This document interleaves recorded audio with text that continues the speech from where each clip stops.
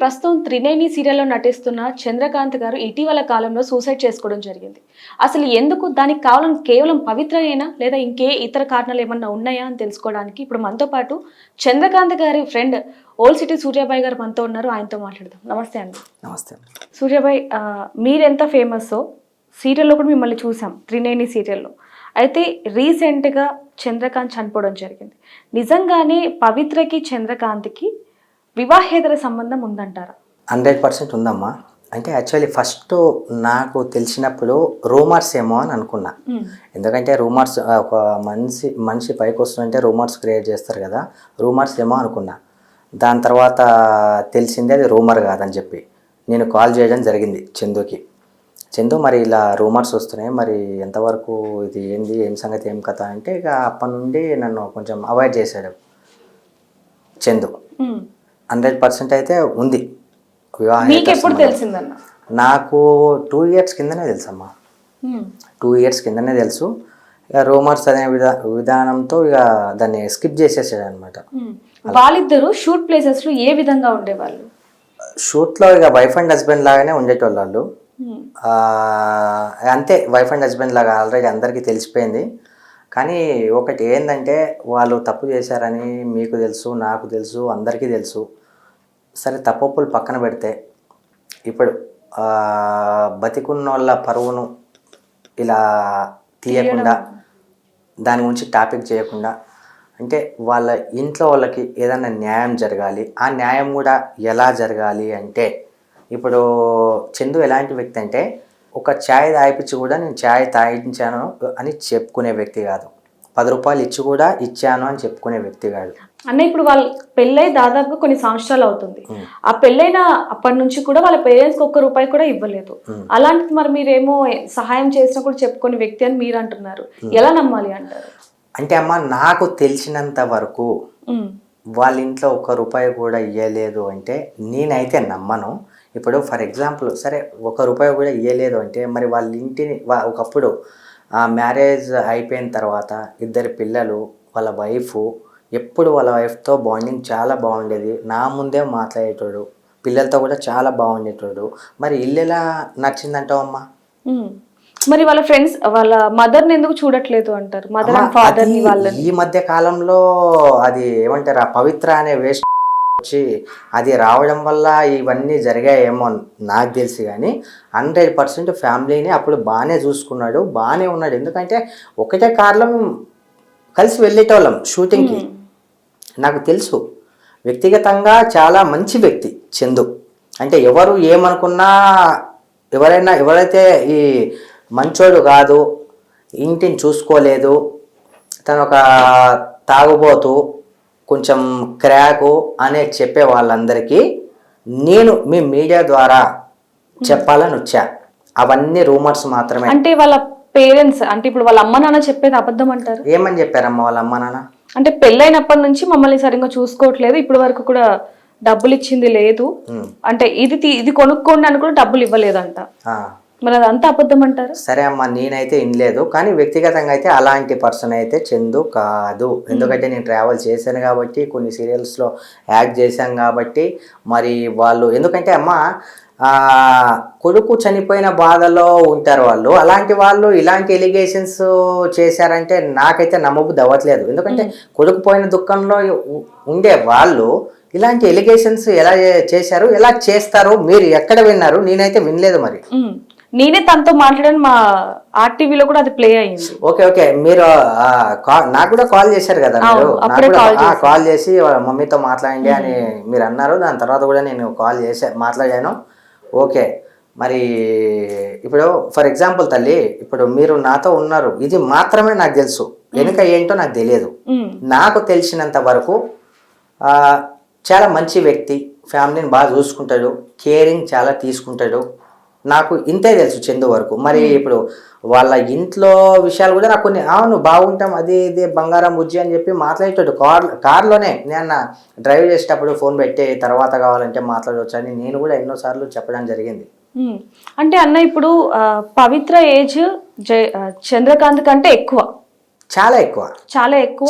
ఒక క్యారెక్టర్ లో అక్క తమ్ముడు క్యారెక్టర్లు కూడా చేశారు. అలాంటి వ్యక్తితో వివాహేతర సంబంధం ఎంతవరకు కరెక్ట్ అంటారు? 100% కరెక్ట్ కాదమ్మా. కానీ ఇందులో ఒకటి నేను చెప్పాల్సింది ఏంటంటే, కావాలని చందు వివాహేతర సంబంధం పెట్టుకోలేదు. ఇది పనికి మాలిన ఈ Pavithra aunty item cheap character Kannada actor అంట. తను వచ్చిన తర్వాత ఒకసారి లొకేషన్లో ఏదో ప్రాబ్లం అయితే, అది చాలా న్యూస్లో చెప్పాను నేను, మళ్ళీ అదే వర్డ్ యూజ్ చేయడం నాకు ఇష్టం లేక, ఏదో ప్రాబ్లం అయితే అప్పుడు ఆ ప్రాబ్లం అయ్యో పాపం ప్రాణం పోతుంది కదా అని చెప్పి మనోడు ఏదో చేశాడు. అప్పుడు వాళ్ళిద్దరికీ పక్కన పెడితే, ఇప్పుడు మన ముందు ఎవరన్నా చనిపోయే ప్రమాదంలో ఉంటే మనం హెల్ప్ చేస్తామా లేదా? ఆ ఉద్దేశంతోనే మా ఫ్రెండ్ హెల్ప్ చేశాడు. మరి తనకు ఎలా అనిపించిందో ఏంటో తెలియదు. అప్పటి నుంచి మనోనికి కనెక్ట్ అయింది. నువ్వు నన్ను లవ్ చేయాలి, నువ్వు నాతో ఉండాలి, నువ్వు నాతో ఇలానే ఉండాలి, నువ్వు ఒప్పుకోపోతే అలా అని చెప్పి కోసుకుందంట కూడా. తను ఇక్కడ కోసుకుందంట, స్టిచెస్ కూడా పడ్డాయి తనకి. ఈ విషయం నాకు తెలియదు, ఎందుకంటే నాకు అప్పుడు మా మమ్మీ చనిపోయినుండే. ఇక తర్వాత మెల్లగా తెలిసింది నాకు. తర్వాత తెలిసినా కూడా ఇక మనల్ని అవాయిడ్ చేసేటప్పుడు మనం ఎంతని చెప్తాం, ఎంత ఫ్రెండ్ కావచ్చు, ఎంత ఎవరైనా కావచ్చు, మనం ఎంత చెప్పాలో, ఎంతవరకు ఉండాలో అంతే. మీరైతే చెప్పే ప్రయత్నం చేశాను 100% నేను చేశాను. నాకు కాల్ లిస్ట్ కావాలని నేను చూపిస్తాను, చేశాను నేను. ఇక తను వినలేదు. ఒకటి చందు ఇలా చేశాడంటే ఇప్పటికి కూడా విత్ ప్రూఫ్స్ ఉన్నా సరే, కానీ నా మనసాక్షి ఎందుకో తనతో హ్యాపీగా గడిపాడు అని ఓన్లీ విజువల్స్ మాత్రం కనిపిస్తున్నాయి. కానీ వాళ్ళ ఫ్యామిలీ మీద అయితే చాలా బాండింగ్ ఉంది, ఎఫెక్షన్ అయితే ఉంది. మరి ఏ కారణం చేత ఉన్నాడా అనేది నాకు ఇప్పటికీ అర్థం కావట్లేదు. తను చెప్పాను కదా, సూసైడ్ అటెంప్ట్ చేసుకున్నా అనే స్టేజ్కి ఆ అమ్మాయి తీసుకొచ్చింది, చనిపోతుందనో లేకపోతే ఇంకేంటో ఎన్నో కారణాలు కావచ్చు. మీరే అంటున్నారు ఫైనాన్షియల్గా ఏం చేయలేదు అది ఇదని. ఆ రెమ్యునేషన్ అప్పుడు కూడా బాగుండేది బ్రదర్కి, అలా కూడా ప్రాబ్లం లేదు. థర్డ్ పర్సన్ వల్లనే జీవితం అంతా కొలాప్ అయింది అని నేనైతే అంటా. ఈవిడికి ఒక ఛానల్ ఉంది, యూట్యూబ్ ఛానల్. సో దానిలో ప్రతి వీడియో కూడా అందులో చందు ఉంటాడు, ఈవిడ ఉంటాడు. సో అక్కడ ప్రతి ఒక్కరు కూడా అర్థమైపోయింది వీళ్ళిద్దరు వివాహేతర సంబంధంలో ఉన్నారు అంటే. మరి అప్పుడు ఎవరు ఖండించే ప్రయత్నం చేయలేదా? వీళ్ళ ఫ్యామిలీ కానివ్వండి, లేకపోతే సీరియల్ ఆర్టిస్టులు కానివ్వండి. అమ్మ, వీళ్ళ ఫ్యామిలీ గురించి చెప్తా నేను, తర్వాత సీరియల్ ఆర్టిస్టుల గురించి చెప్తా. వీళ్ళ ఫ్యామిలీకి అంటే వాళ్ళ వైఫ్కి తెలిసింది మెల్లమెల్లగా. పాపం చాలా మంచి వ్యక్తిగతంగా చాలా మంచి అమ్మాయి. 2-3 టైమ్స్ చందు మాట్లాడించాడు, అన్నయ్య అన్నది చెల్లెదని చెప్పి నేను అంటున్నా. వాళ్ళ ఫ్యామిలీలో చెప్పారంట. దాని తర్వాత వద్దు ఇలా అది ఇదని చెప్పి 4 గోడల మధ్య ఏం జరిగిందో ఏమో తర్వాత విషయం అంతా చెప్పారు. మరి మనోడు వినలేదు, చందు వినలేదంట. లేదు నేను తనతోనే ఉంటా, పిల్లలను కూడా పెద్దమ్మ అది ఇది అనాలని చెప్పి. మరి అంత మంచి వ్యక్తి ఎందుకు అలా అనాల్సి వచ్చిందో, ఎందుకు మనోడు అలా పెట్టుకోవాల్సి వచ్చిందో ఇదొక కోణం అయితే. సరే ఇంట్లో చెప్తే వినలేదు. సరే ఇంట్లో కన్నా లొకేషన్లోనే ఎక్కువ గడిపెట్టాడు. ఆర్టిస్టులు అందరు ఉన్నారు. 39ని అంటే అప్పుడైతే నేను లేను లొకేషన్లో, నాకు వచ్చి నేను చేయలేదమ్మా, నాకు హెల్త్ ఇష్యూ ఉండే నేను చేయలేదు, ఆపర్చునిటీ వచ్చినా నేను చేయలేదు. సరే పక్కనున్న ఆర్టిస్టుల కన్నా ఆ మాత్రం నచ్చజెప్పాలి, పెళ్ళి అయిపోయింది, 2 పిల్లలు ఉన్నారు అని వాళ్ళకెందుకు అనిపించలేదు? చెప్పేది ఉండే కదా, గైడెన్స్ ఇచ్చేది ఉండే. మరి ఏ ఒక్కరు కూడా ఇప్పుడు ముందుకు రావట్లేదు. చనిపోయినప్పుడు కూడా ఎవరు రాలేదు అంటే వాళ్ళకి బొక్కలు ఉన్నాయా మరి? అయితే అంటే ఇప్పుడు ఫ్రెండ్స్ ఉన్నారు అంటే ఒక సడన్ గా ఒక ఫ్రెండ్ చనిపోయాడానికి ఖచ్చితంగా అందరూ వెళ్తారు. కానీ ఇన్ని ఇయర్స్ నుంచి 39 సీరియల్ ఆయన చేస్తున్నారు చంద్రకాంత్. ఒక్క ఆర్టిస్ట్ కూడా వెళ్ళి చూడడానికి వెళ్ళలేదు అక్కడికి. దానికి కారణం ఏంటంటారు? అంటే నాకు తెలిసి అంటే ఏ ఛానల్లో నేను చెప్పలేదు, ఒక వ్యక్తిగతంగా తెలియని వ్యక్తి చనిపోతేనే మనం వెళ్ళాలనుకుంటాం. అలాంటిది మనతో కలిసి యాక్ట్ చేసిన వ్యక్తి, ఎన్నో సంవత్సరాల నుంచి మనతో బాండింగ్ ఉన్న వ్యక్తి చనిపోతే మరి రాలేదు అంటే వాళ్ళకు ఏమైనా బొక్కలు ఉన్నాయేమో, వస్తే ఏమన్నా మళ్ళీ అడుగుతారేమో, ఒక్కొక్కరు ఏమైనా బయట తీస్తారేమో అది అంటారు కదా, అంటే వాళ్ళవి బయటకు తీస్తారు. అలాంటి ఫీలింగ్ ఏమన్నా ఉందేమో వాళ్ళకి. నాకైతే తెలియదు. ఇప్పుడు రాకపోవడానికి అవి కూడా రీజన్స్ ఉంటాయేమో. నా పర్సనల్గా నేను అంటున్నా. నన్ను ఎవరు క్వశ్చన్ చేయలేదు, నేను చెప్పలేదు. ఇప్పుడు అంతా ఒక్క దగ్గర యాక్ట్ చేసిన వ్యక్తి చనిపోతే తప్పులన్నీ పక్కన పెడితే చనిపోయేటప్పుడు పగోడు కూడా రావాలంటారు. అలాంటిది అందులో చేసిన ఎంతోమంది, ఒక డైరెక్టర్స్ కావచ్చు, కో డైరెక్టర్స్ కావచ్చు, యాక్టర్స్ కావచ్చు, ఎంతోమంది కావచ్చు, వచ్చి అక్కడ రావాలి కనీసం. ఎందుకంటే ఎక్కడికి వెళ్ళిన వాళ్ళైనా వస్తారు కానీ పైకి వెళ్ళిన వాళ్ళు రారు కదా. కనీసం రాకపోవడానికి మరి వాళ్ళకైనా బొక్కలు ఏమైనా ఉన్నాయేమో, ఈ మీడియా వాళ్ళు ఏమైనా బయట పెడతారేమో, వాళ్ళని ఏమన్నా అడుగుతారేమో, మేబీ అలాంటి ఆలోచనలు ఏమన్నా ఉన్నాయేమో మరి వాళ్ళకి, అందుకోసం రాలేదేమో అని నేను అనుకుంటున్నా. అంటే ఇప్పుడు అన్న ఒకే చేతితో చప్పట్లు ఎప్పుడు రావు, ఎస్, 2 చేతులు కలిపితేనే చప్పట్లు వస్తాయి. కేవలం పవిత్రది మాత్రమే తప్పు ఉందనడం అనేది తప్పే కదా. ఇటు అమ్మా, ఈయనకు కూడా ఇష్టంగానే ఆవిడతో ఉండాలనుకున్నాడు కాబట్టే కదన్నా ఇన్ని సంవత్సరాలు కూడా ఉన్నారు. 100% పవిత్ర గారిది 70% తప్పు. ఎందుకోసం అంటే ఆల్రెడీ మొగుని వదిలేసింది, తను కూడా ఒక ఆడది. తను మొగుని వదిలేసిన తర్వాత ప్రాబ్లమ్స్ ఎలా ఉంటాయో తెలుసు. అంత తెలుసుకొని అన్ని స్ట్రగుల్స్ పడి అంత కష్టపడి చలో ఫిలిం ఇండస్ట్రీకి వచ్చి మొగుడు లేని లోటును తను చూసి మంచిగా బాండింగ్ ఉన్న ఫ్యామిలీలో ఇంకొక ఆడదానికి ఇలాంటి ప్రాబ్లం క్రియేట్ చేసింది. మరి ఎక్కువ తప్పు చందుది ఉంది అంటారా, తంది ఉందంటారా? ఇద్దరిది ఉందంట. లేదు, పవిత్ర గారిది ఎక్కువ తప్పు ఉందంట. ఎందుకంటే తను అన్ని చూసింది, ప్రాబ్లమ్స్ ఫేస్ చేసింది, ఇంకో ఆడదానికి అలాంటి ప్రాబ్లం క్రియేట్ చేసింది. మొగోడు ఏందమ్మా, ఒక ఆడామె వల్ల మహాభారతం రామాయణాలే పెద్ద పెద్ద జరిగాయి ఆడామె వల్ల. ఇప్పుడు ఇది కూడా జరిగింది. సరే, జరిగింది ఏదో జరిగింది. మనోడన్నా అసలు సరే చనిపోయింది, తర్వాత కాల్ చేశారు. సరే, నాకు ఒక విషయం నాకు ఇప్పుడు బయటికి రావాలి, నేను మీడియా ముందుకు వచ్చింది కూడా అందుకు. సరే, 5 years కొడుకు చూసుకోలేదు, పేరెంట్స్ అన్నారు, భర్త చూసుకోలేదు అని వాళ్ళ వైఫ్ అన్నది. 5 years మీరు కడుపులో పెట్టుకున్న విషయాలు చనిపోయినప్పుడే మీరు ఎందుకు బయట పెడుతున్నారు? వాళ్ళకి నా క్వశ్చన్. సరే, జరిగింది కదా, 5 years మీరు మీడియా ముందుకు ఎందుకు రాలేదు? మీడియా ముందు అప్పుడు చెప్పాలి కదా ఇలా చేస్తే. ఎందుకంటే తను యాక్టరు, సోషల్ మీడియాలో ఉన్నాడు, ఓకే, చెప్తే తప్పులు ఎవరు అనేది తెలిసేది.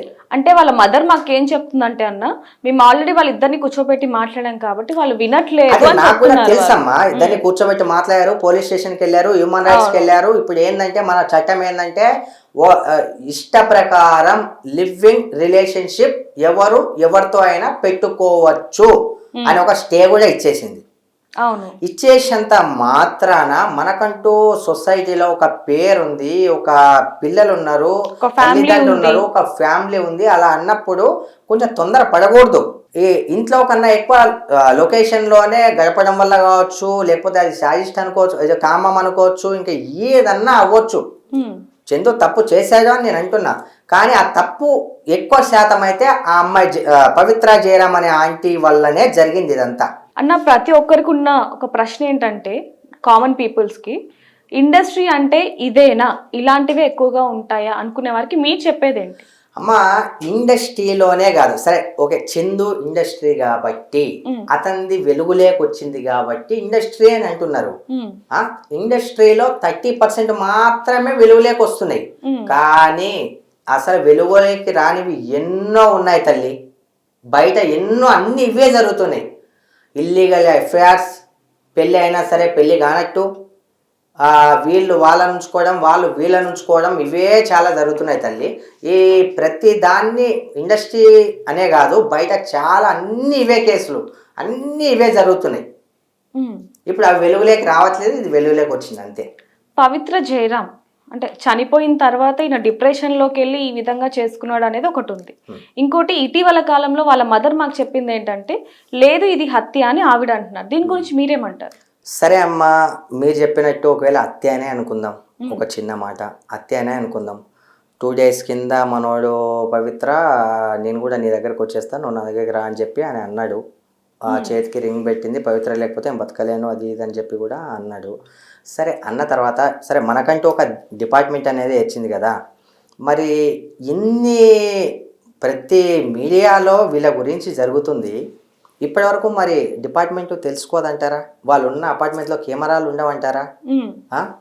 వాళ్ళున్న ఇప్పుడు కింద వాళ్ళు పైన వాళ్ళు వాళ్ళందరూ చెప్పారంటారా? ఒకవేళ హత్య, సరే వాళ్ళ ఆవేదనతో వాళ్ళు ఎలా అయినా అనుకోవచ్చు, ఒకవేళ హత్య చేసినట్టయితే వాళ్ళను అది నిజమని తేలితే వాళ్ళకు శిక్ష పడుతుంది కంపల్సరీ. ఇన్ని రోజులైనా ఇప్పుడు 5 days అవుతుందా చనిపోయి, ఇప్పటిదాకా కూడా ఏది వెలుగులోకి రాలేదు. తను సూసైడ్ చేసుకున్నాడనే వస్తుంది. అంతెందుకు వాళ్ళ ఫ్రెండ్తో కూడా చాటింగ్ చేశాడు.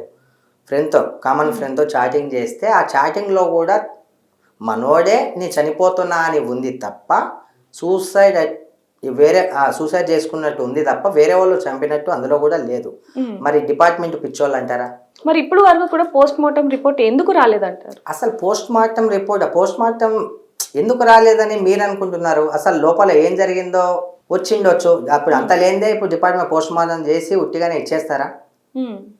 ఎందుకు బయటకు వచ్చిండదు చెప్పు. వీళ్ళ దాకా రాలేదేమో. ఎందుకంటే వీళ్ళు చనిపోయాడనే శోకసందనంలో ఉన్నారు కాబట్టి వీళ్ళ దాకా రాలేదు. రిపోర్ట్ 100% వచ్చింటుంది. మీరు కనుక్కున్నారన్న, అంటే ఇప్పుడు మీరు ఆయన చంద్రకాంత్ ఇద్దరు కూడా మంచి ఫ్రెండ్స్, ఇండస్ట్రీ ప్రకారంగా కానివ్వండి, పర్సనల్గా కూడా. మరి మీరు చనిపోయినప్పటి నుంచి అసలు ఏం జరిగింది ఏంటనేది ఫాలోఅప్ చేశారు? ఫాలోఅప్ చేశానమ్మా, నేను మొత్తం ఫాలోఅప్ చేశాను, మొత్తం కనుక్కున్నాను. అందులో నాకు తెలిసింది ఏంటంటే ఇదే, ఈ ప్రేమ అనేది గుడ్డిది అంటారు కదా, ప్రేమ కాదు కామం. అది తెలిసే ఇదంతా జరిగింది. ఎంత చెప్పినా వీళ్ళు వినిపించుకోలేదు. ఇక లివింగ్ రిలేషన్షిప్ అలానే కంటిన్యూ అయింది. కొంతమంది అంటారు అసలు అంత ఎలా తను ఒక అడాప్ట్ చేసుకున్నట్టు అయిపోయాడు తను, కానీ అలాంటి వ్యక్తి అయితే కాదు. మరి ఎందుకు అలా అయిపోవాల్సి వచ్చింది? అంటే పవిత్ర జయరాం లేదు అని జీర్ణించుకోలేకపోయారా, లేకపోతే తను నా వల్లే చనిపోయిందన్న కారణమా? పవిత్ర గారు లేరు అనే జీర్ణించుకోలేకపోయాడు అనే నేనంట. ఎందుకంటే కామంతో ఉన్నోళ్ళకి ఏం చెప్పినా అర్థం కాదు. ఇప్పుడు వైఫ్ లైట్, పిల్లలు లైట్, బ్రెయిన్లో ఒకటి అలా మెదులుతున్నప్పుడు దాన్ని ఏం చేయలేం. ఇంకోటి ఏంటంటే తనకు తోడు అప్పుడు ఎవరన్నా ఉంటే మేబీ బతికేవాడేమో. సింగిల్గా ఉండడం వల్ల, ఎక్కువ థింక్ చేయడం వల్ల, పదే పదే మీ మీడియాలో అది రన్ అవుతుండడం వల్ల భరించుకోలేక ఎవరు నిజాలు ఏంటో జనాలకు కూడా తెలియాలి కాబట్టి మేము వీడియో తీస్తామే తప్ప వేరే ఉద్దేశం ఏం కాదు కదా. వేరే ఉద్దేశం కాదమ్మా. కొన్ని మీడియా వాళ్ళు కొన్ని జరిగినవి కూడా జరగనివి కూడా జరిగినట్టు కొన్ని మీడియాస్లో చూసాం. కొన్ని మీడియాస్లో చూశాను నేను. ఏంటంటే చందుయే చంపేశాడని, చందు అంతమందికి ఏం కాంది, ఆమెకే ఎందుకు అలా అయిందని, మరి వాళ్ళెందుకు బతుకున్నోళ్ళు మీడియా ముందుకు రావట్లేదని.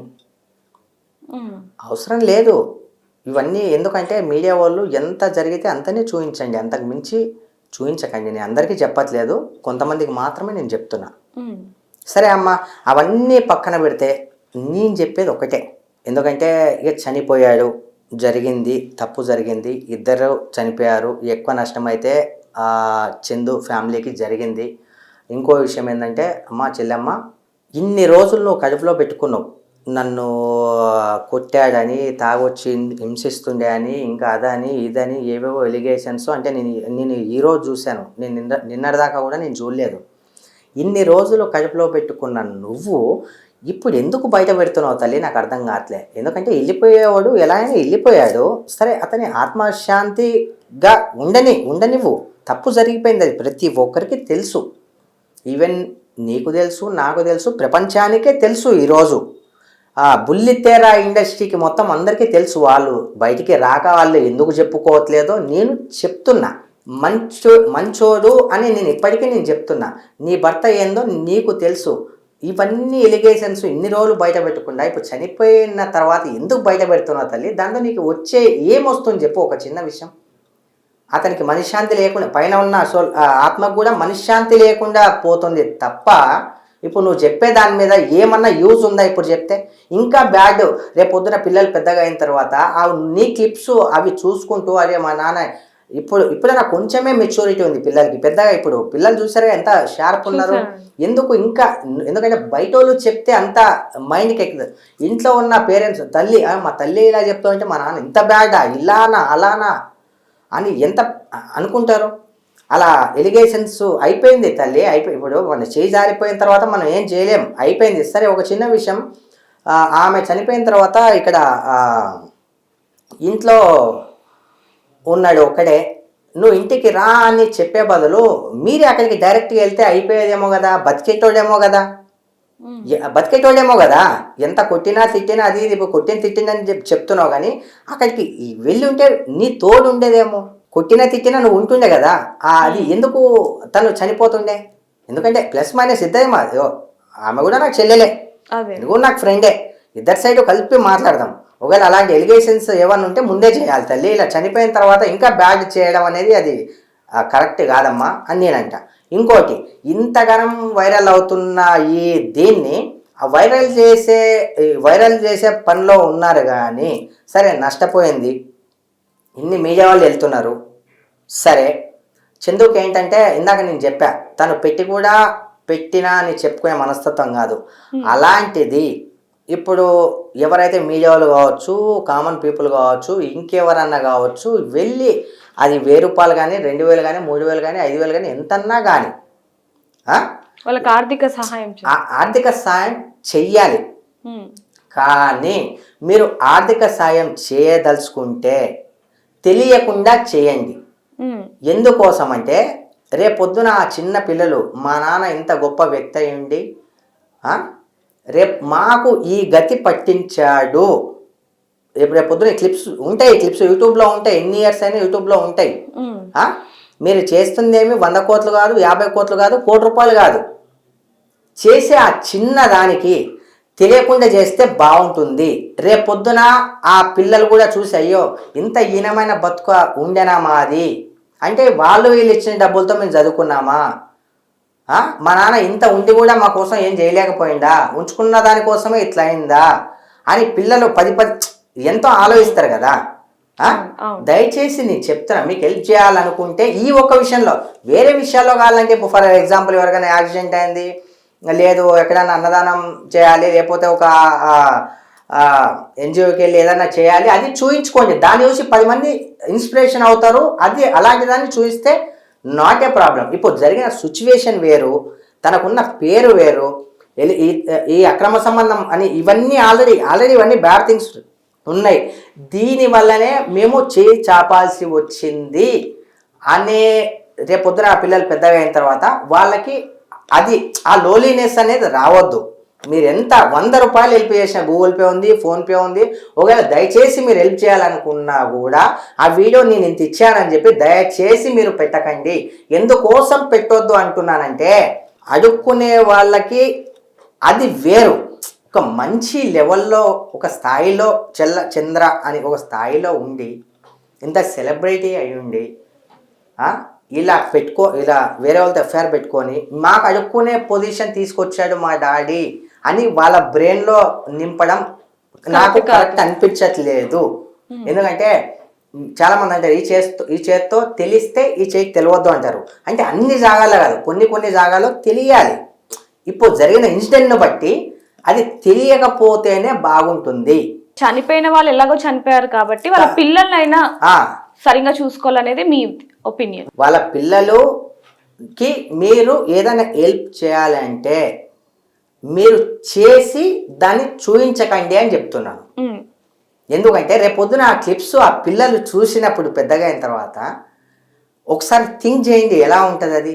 ఆల్రెడీ మా నాన్న చేసిందే ఈ పని, మాకు ఏ గతి లేక 10 మంది వచ్చి ఇలా చేస్తే మేము ఈ పొజిషన్, అది మంచిగా ఉండొచ్చు, మంచిగా లేకపోవచ్చు, అది ఇంకా పిల్లలు పెద్దగా అయ్యే కొద్దీ అది ఇంకా వాళ్ళ డాడీని ఇంకా బ్యాడ్ చేసుకుంటూనే పోతుంది. ఉన్న బ్యాడ్ ఆల్రెడీ చాలు, ఇంకా బ్యాడ్ అవ్వడం వద్దు. మీరు ఏదైనా చేస్తే ఈ విషయంలో మీరు క్లిప్స్ పెట్టకండి దయచేసి. చేయాలని ఉంటే డైరెక్ట్గా వెళ్ళండి, కలవండి, ధైర్యం చెప్పండి, మీకు తోచినంత ఇచ్చేసి రండి. అవునా కదా? ఎందుకంటే సమాజంలో మంచి పేరున్న వ్యక్తి అతను. మీరు ఇచ్చే 5-6 వేల కోసం ఇలా చేసి ఇలా చూయించి అతని ఆత్మ కూడా శాంతించదు.